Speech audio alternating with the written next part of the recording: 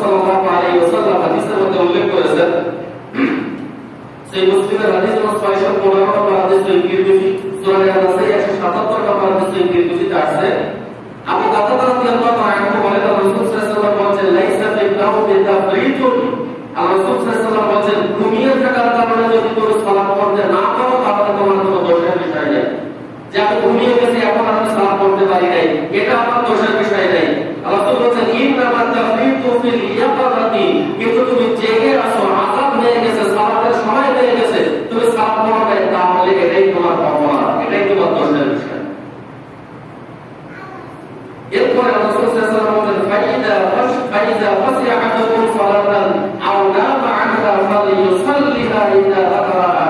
যখন তোমাদের কেউ ঘুমিয়ে থাকার কারণে অথবা সালাতের সময় ভুলে গেল, তখন